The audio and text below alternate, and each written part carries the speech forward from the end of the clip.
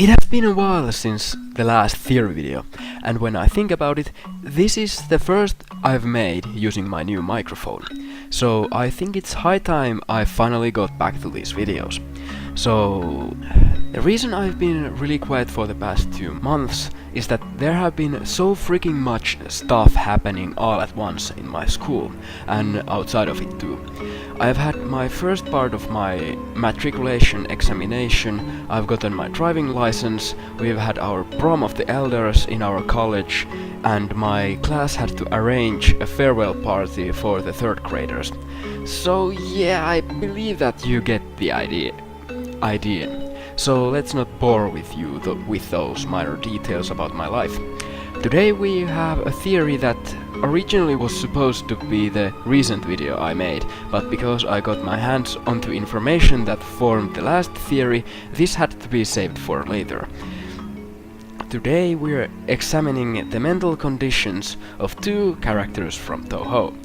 I could say that this video could be paralleled to the theory where I talked about why there are no Yukai males anywhere in the games. So yeah, be ready for some common knowledge that should not be used when talking about Touhou. But what Sun's gonna do? Arrest me? When talking about mental conditions, I actually meant that we are about to analyze some mental disorders. And you all know that when it comes to Touhou, we can expect some real lunacy. And I think it goes without saying who is the person we are about to talk in this episode. The person about who we had our first theory. Yep, Flandre Scarlet. It's nice to meet again. Well, it goes without saying that she is a batshit insane. Even if I speculated in my first theory that she might be more intelligent than we have thought, that still doesn't rule out the fact that she is still quite nuts. Going so far that she cannot even understand the difference between being alive and dying. And I'm not even trying to fool you here. If you actually didn't know, Flandre is unable to comprehend concept of dying, which, well, makes her even more dangerous. But more about that later. What I really want to talk about is what is the exact state of her mind and what got her to that point. So let's dig in. Okay, the thing that will make everything else easier when talking about Flandre is that her insanity has been precisely described. It is emotional instability. Emotional instability isn't any mental illness by itself, but it is a symptom of one. It is the borderline personality disorder, and its symptoms include unstable emotions, unstable relationships with others, unstable sense of self, and in extreme cases feeling emptiness, self-harming, dangerous behavior, and black and white thinking. This may also cause schizophrenia in some cases, to which we'll get later. But anyhow, does this remind you awfully lot about Flandre? Dangerous behavior and unstable emotions, etc. Oh, and there's also one more thing. When I talked about Flandre in my first theory, I thought that she might have a pretty severe grudge towards Remilia. And you know what? I may have some more minor proof for backing it up, and a reason why she hasn't taken any actions yet. The main proof I have for backing it up is the most usual cause for this mental disorder, which is, drumroll please, a childhood trauma. Ringing any bells? Remilia possibly being the cause of Flandre losing her wings and after that being shot away from the world. So there you have a possible reason for her current state of mind. But it gets even deeper. I mentioned in my first theory that Flandre is afraid of something because she hasn't taken any actions against Remilia yet. I speculated that she might be afraid of Remilia, but there's more plausible reason for it.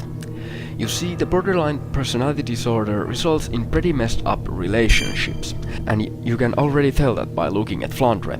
But what it also causes is a strong fear of being left alone. Remilia is Flandre's only sister, and, well, killing her kinda creates a paradox for her. And remember, I'm not saying that it actually was Remilia who got rid of Flandre's wings, I'm just saying that she is the most likely candidate for that. But anyhow, in this case, Flandre would expectedly want to get revenge on Remilia, but being afraid that she might be left alone, which she would if she were to kill Remilia, kinda keeps her from doing anything. But now, when we have uncovered the true state and possible reason for Flandre's mind, let's go a bit deeper. You remember how I mentioned that the mental disorder that Flandre had may cause schizophrenia? Well, it might really well already have caused it for Flandre. You see, schizophrenia means in its simplicity a split mind. And does that ring any bells? How about Touhou 4 of kind? I've always thought that Flandre's cloning spell was a bit out of place. I mean, why would she just have such a random ability? But now it makes sense.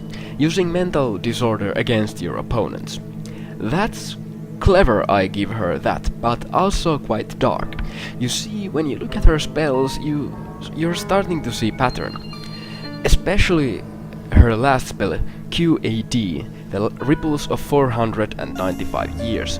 The dark thing about it is that QAD is a shortage of Latin phrase quod era demonstratum, meaning what was to be demonstrated, or in a bit easier way, what has to be demonstrated. That's, well, dark. When you look at her spell, it starts very slow, but gets faster and more oppressive as you drain her spell. She is literally demonstrating what she has gone through during those 495 years. It is an appeal for help. You can clearly see it from the spell. Things have gotten worse and worse through the time. And then there's Taboo, and then Will There Be None spell, which I believe is once again a result of her insanity, but this time it is representing her fear of being left alone. But then the question you have been asking, how can she be cured? Well, she cannot. Borderline personality disorder is uncurable, but the symptoms can be eased with therapy, medical treatment, and stable relationships. And when it comes to relationships, I bet that Reimu isn't the one who would offer it to Flandre. Looking at how she directly shuns Flandre, they aren't really getting along too well.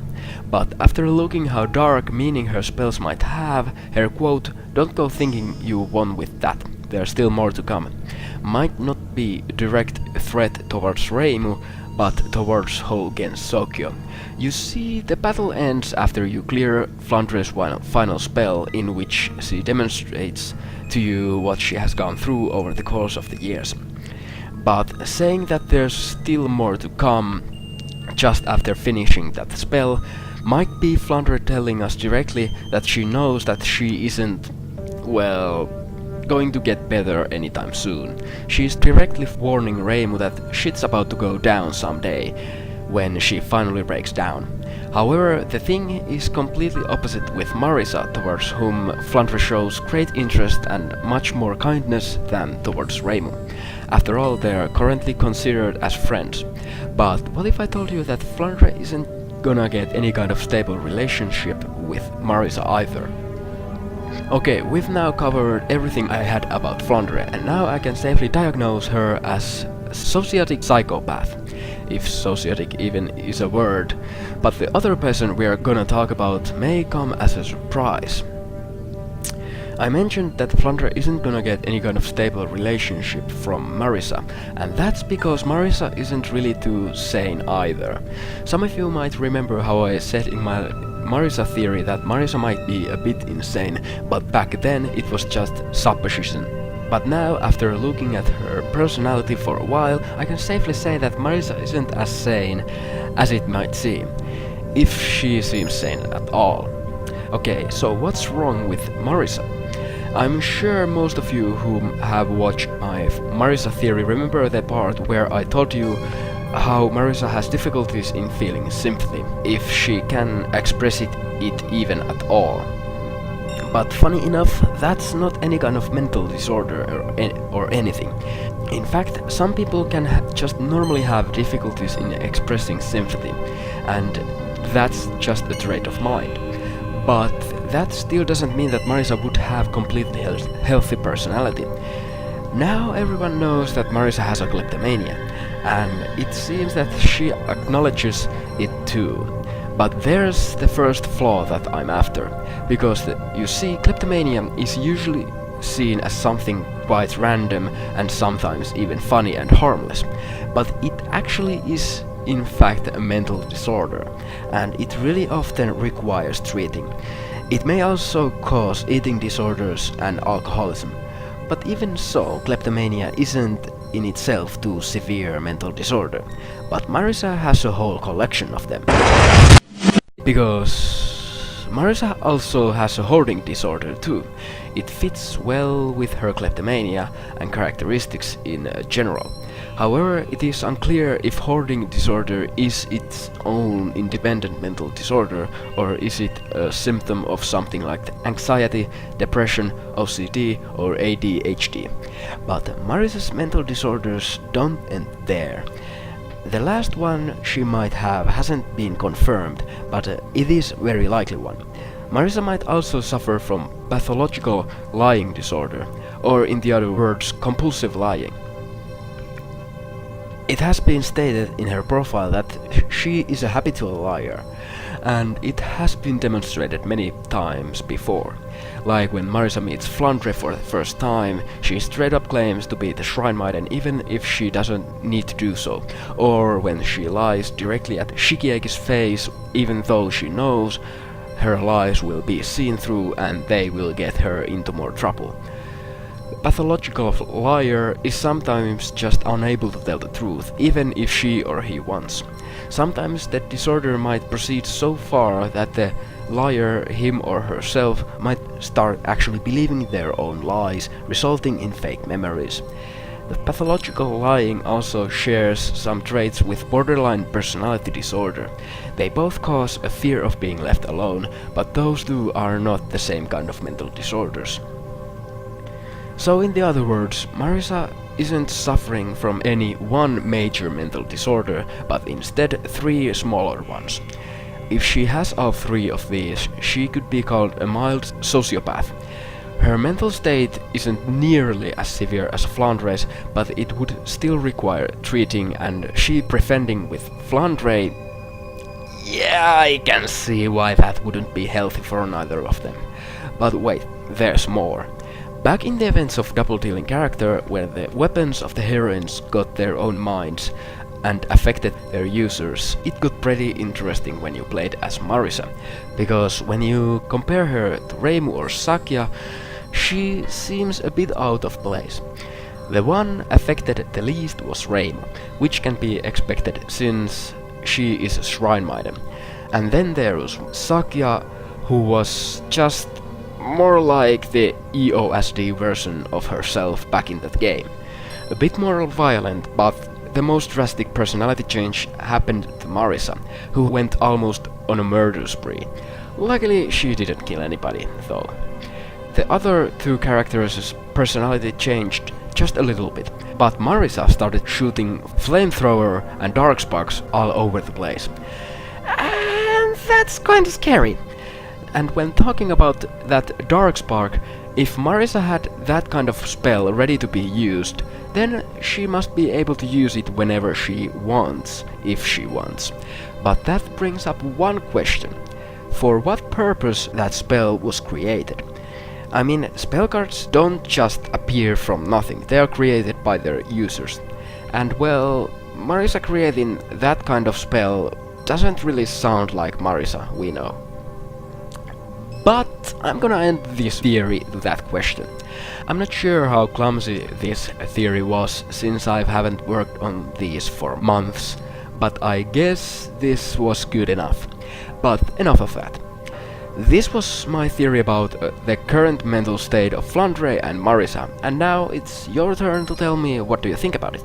Do you think that instead of one crazy tool of mass destruction, there would be 2, or do you think otherwise? Either way, please keep in mind that this is once again just a theory, and like always, if you have any theory ideas, please leave them in the comments below.